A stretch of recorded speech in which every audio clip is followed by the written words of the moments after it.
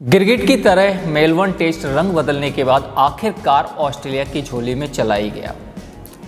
वैसे इस test match को इंडिया हार तो गई है, लेकिन यशस्वी जायसवाल के साथ दोनों इनिंग में बहुत गलत हुआ। पहली इनिंग में तो वो रन आउट हो जाते हैं, लेकिन दूसरी इनिंग में जहां लग रहा था कि यशस्वी जायसवाल इस टेस्ट को बचा लेंगे, तो थर्ड एम्पायर ने एक ऐसी गलती कर दी। गलती क्या हम कहें तो एक बेईमानी सी की है। जब स्पीकोमीटर पर कोई हरकत है ही नहीं, तो फिर यशस्वी जायसवाल को थर्ड एम्पायर ने आउट क्यों दिया? या तो आप लोग टेक्नोलॉजी का यूज ना कर रहे हो। आप टेक्नोलॉजी का यूज करते हो, स्पीकोमीटर पे जब कोई हरकत होती है तभी किसी खिलाड़ी को आउट दिया जाता है। जबकि यहाँ पर देखा जाए, यशस्वी जायसवाल जब खेल रहे थे, उन्होंने जो शॉट खेला, मूव बॉल हो रही है वहाँ पे, जब स्पीकोमीटर के देखा जाता है कोई हरकत नहीं है, लेकिन जो बॉल है वो मूव कर रही है, उनके ग्लव्स के करीब से मूव कर रही है। लेकिन अब करते क्या हैं भाई? हमने देखा है कि कई मैचों में ऐसा होता है कि बल्लेबाज को नहीं पता होता है, बहुत करीब से बॉल गई होती है, स्पीकोमीटर में कोई भी हरकत होती है तो फिर उसको क्या दिया जाता है? आउट दिया जाता है। ऐसे में ये नहीं सोचा जाता है कि बैट और बॉल के बीच में जो हल्का सा गैप नज़र आ रहा है उसको देखकर हम इसको नॉट आउट दे दें। जब स्पीकोमीटर पे किसी भी प्रकार की कोई हरकत नहीं है, तो फिर आज यशस्वी जायसवाल को आउट कैसे दिया गया? इसको हम बस एक चीट कहेंगे कि इंडिया के साथ चीट हुआ। जो मैच टीम इंडिया ड्रॉ करा सकती थी, जिसमें यशस्वी जायसवाल टीम इंडिया को बचा सकते थे, तो वहाँ पे एम्पायर ने, जो ग्राउंड एम्पायर है, उन्होंने आउट नहीं दिया था।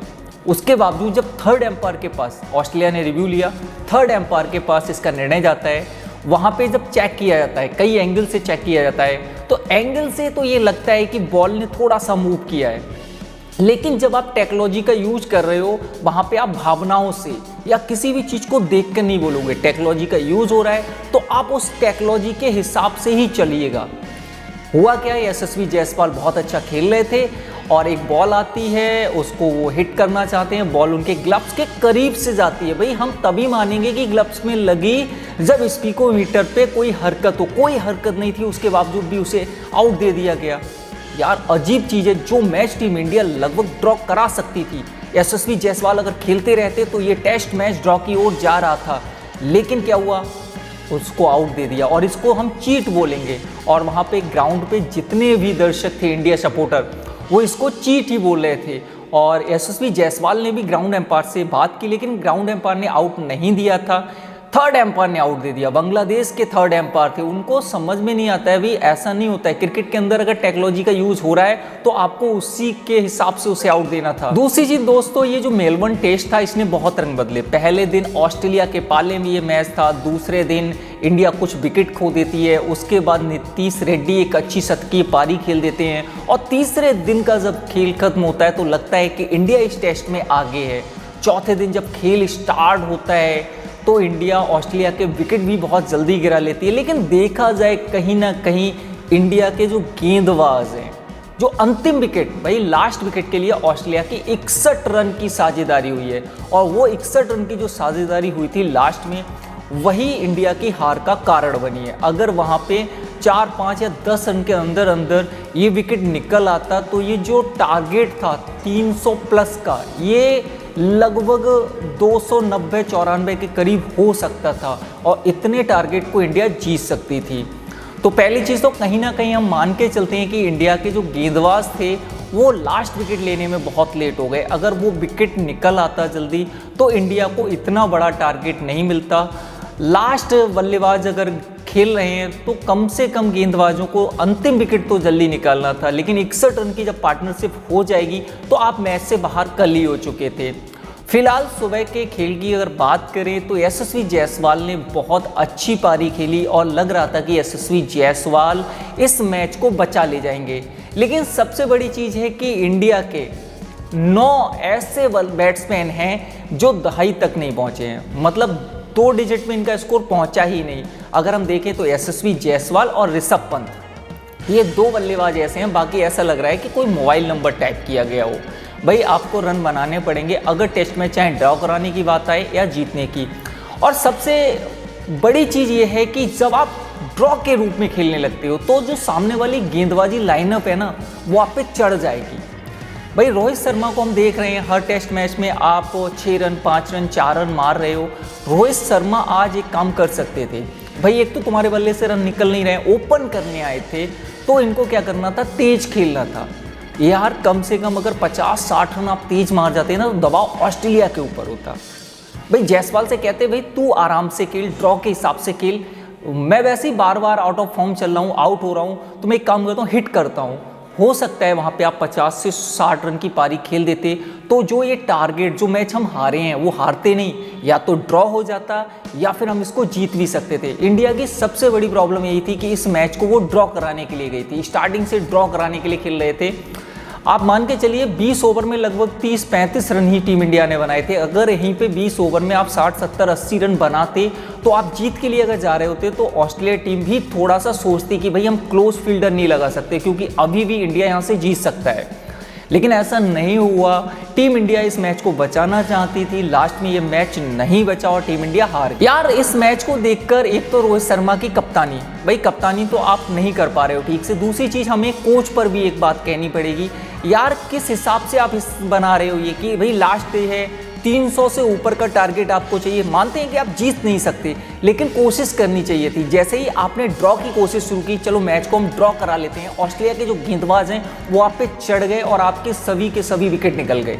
अगर यहाँ पे आप शॉट खेलते, प्रॉपर आपको शॉट खेलना था, जो बॉल आ रही है ऐसी जिस पे आप शॉट खेल सकते हो उस पर अगर शॉट खेल रहे हो तो फिर क्या होता है कि थोड़ी फील्ड भी फैलती है। ऑस्ट्रेलिया को दबाव रहता कहीं ऐसा ना हो कि लास्ट में 10 ओवर में 60-70 रन की ज़रूरत कहीं रह गई और ये मार सकते हैं, तो ऐसे में ऑस्ट्रेलिया अपनी फील्ड फैला के रखता।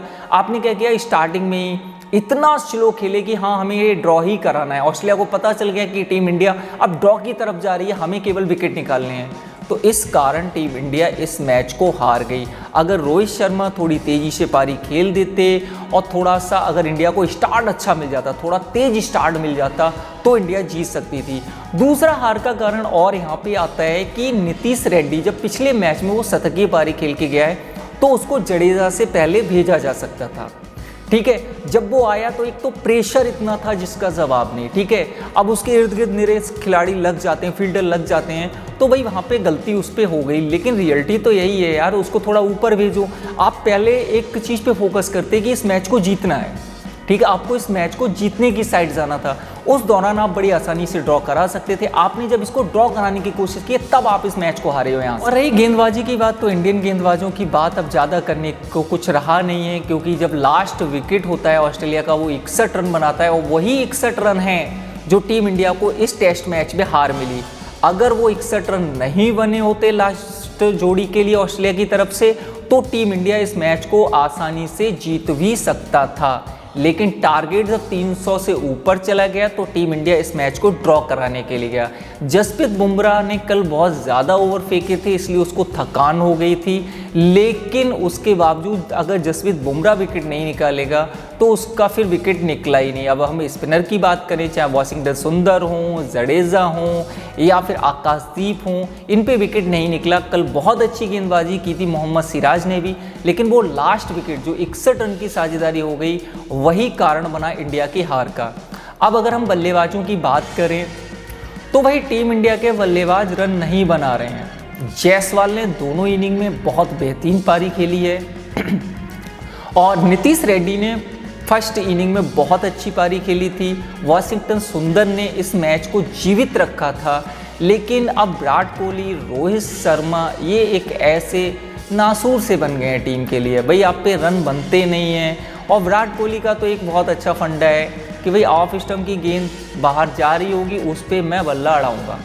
भाई चाहे आप 10 मैच हारो, 20 हारो, ये काम इनका हो गया है। तो विराट कोहली को या तो अपने आप में सुधार करना चाहिए या फिर अगला मैच टेस्ट खेलने के बाद और टेस्ट से भी इनको संन्यास की घोषणा कर देनी चाहिए। वैसे रोहित शर्मा को तो आज ही इस बात पे फैसला ले लेना चाहिए था, क्योंकि पहला मैच जो हम जीते हैं ऑस्ट्रेलिया के खिलाफ वो जसप्रीत बुमराह की कप्तानी में जीते हैं। उसके बाद हम कोई टेस्ट जीतने में कामयाब नहीं हुए हैं। पिछला टेस्ट ड्रॉ हो गया था, सीरीज 1-1 से बराबर थी और इस टेस्ट मैच में अगर लास्ट विकेट पहले निकल आता और इंडिया की सोच होती इस टेस्ट को जीतने की, थोड़े रन बनाने की अगर सोचते तो ये टेस्ट ड्रॉ हो जाता या फिर हम इसको जीत भी सकते थे। जब टीम इंडिया इसको ड्रॉ कराने गई है तब इस टेस्ट मैच को हारे हैं और बाकी गौतम गंभीर कोच पे तो ज़्यादा कुछ कहना नहीं चाहूँगा, क्योंकि जब से ये कोच बने अच्छा खासा टीम इंडिया का हिसाब किताब चल रहा था।